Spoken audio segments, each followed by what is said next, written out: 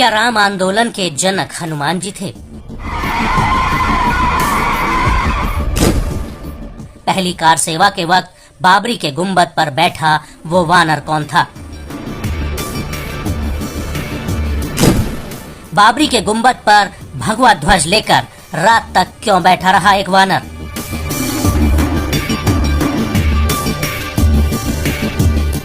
अयोध्या में प्रभु श्री राम की प्राण प्रतिष्ठा हो गई। उनका बाल रूप देखकर भक्तों की आंखों से आंसू बहने से नहीं रुक रहे हैं।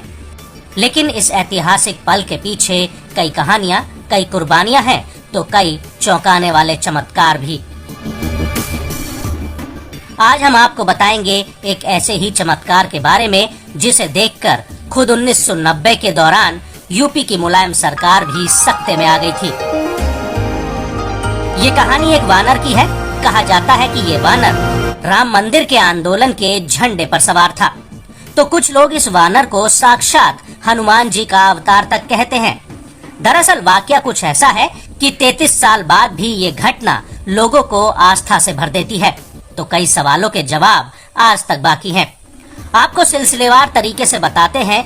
पहले इस तस्वीर को जरा गौर से देखें।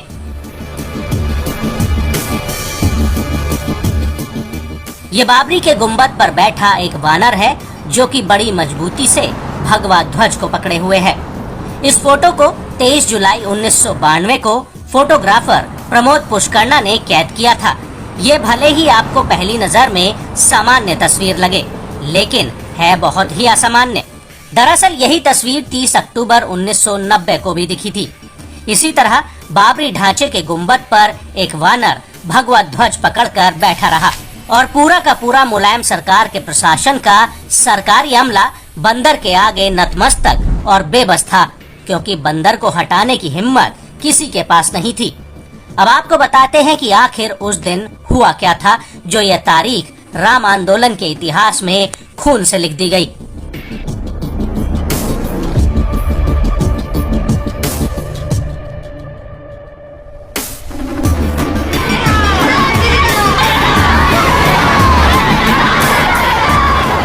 अक्टूबर 1990 को विश्व हिंदू परिषद की अगुवाई में कार सेवकों ने विवादित बाबरी ढांचे को गिराने के लिए कूच किया।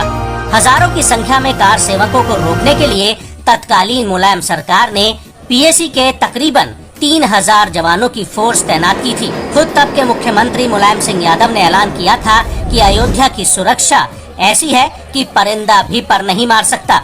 लेकिन इस दौरान कार सेवकों और पुलिस बल के बीच जमकर संघर्ष हुआ और कुछ कार सेवक किसी तरह बाबरी ढांचे के गुंबद पर भगवा ध्वज फहराने में कामयाब हो गए।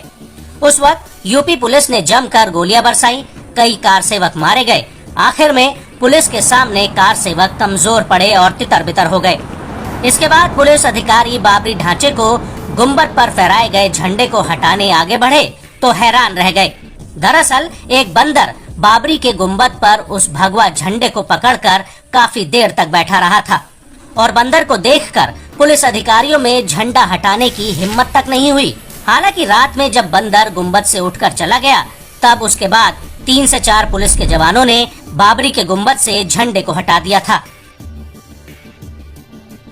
इसके बाद इस तस्वीर को देश के कई दिग्गज अखबारों ने 1 नवंबर 1990 को प्रकाशित किया था और कई लोगों ने तो इस वानर को प्रभु श्री राम भक्त हनुमान का रूप माना था। इसके बाद एक बार फिर से जुलाई 1992 में कार सेवक राम मंदिर के लिए अयोध्या पहुंचे थे।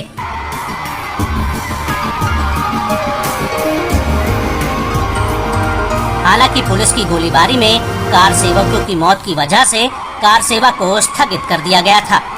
लेकिन इसी दौरान फिर से ये बंदर बाबरी के मुख्य गुंबद पर बैठा दिखाई दिया था। देश के एक मीडिया हाउस के पत्रकार ने इस बंदर की तस्वीर खींची थी। इसके बाद ये मामला यहीं नहीं रुका, बल्कि जिस बंदर को दैवीय माना जा रहा था, राम मंदिर के फैसले वाले दिन फैजाबाद की जिला अदालत में भी देखा गया था।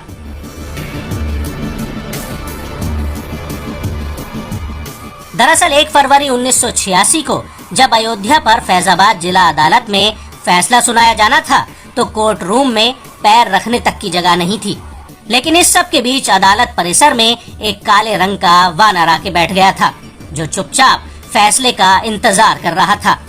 दावा किया जाता है कि वो वानर अदालत में सुनवाई शुरू होने से लेकर जिला जज के.एम. पांडे यानी कृष्ण मोहन पांडे के घर जाने तक हर जगह देखा गया था।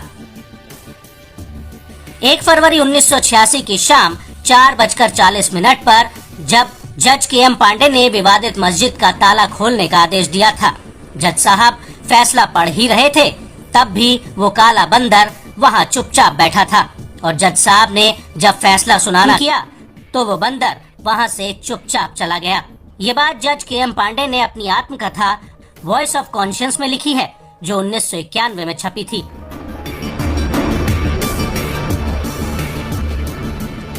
उन्होंने अपनी किताब में लिखा था कि जिस रोज मैं ताला खोलने का आदेश लिख रहा था, मेरी अदालत की छत पर एक काला बंदर पूरे दिन फ्लैग पोस्ट को पकड़ कर बैठा रहा। वे लोग जो फैसला सुनने के लिए अदालत आए थे, उस बंदर को फल और मूंगफली देते रहे, पर बंदर ने कुछ न छुआ और कुछ न खाया, चुपचाप बैठा रहा। मेरे आदेश सुनाने के बाद ही वहाँ से गया।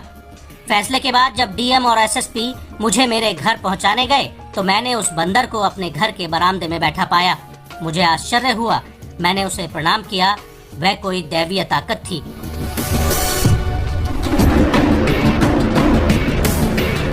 के.एम. पांडे के अलावा तत्कालीन सीजेएम सीडी राय ने भी काले बंदर वाली बात की पुष्टि की थी। उन्होंने भी कहा था कि फैसले वाले दिन सुनवाई शुरू होने से पहले एक बंदर अदालत में लगने वाले झंडे को पकड़े खड़ा रहा।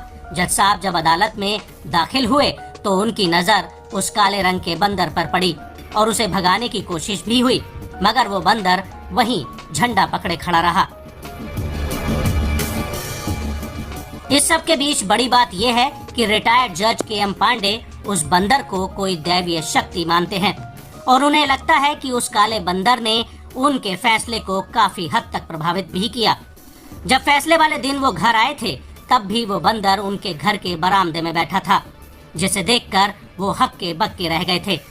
हालांकि जज के.एम. पांडे ने उस काले बंदर को दैवीय शक्ति मानकर प्रणाम किया था, जिसके बाद वो बंदर वहां से चुपचाप चला गया और जब विवादित बाबरी ढांचे का ताला खोला गया तो उसके बाद उस काले बंदर को कहीं नहीं देखा गया। जाहिर सी बात है कि राम कथा बिना हनुमान के कैसे पूरी हो सकती है।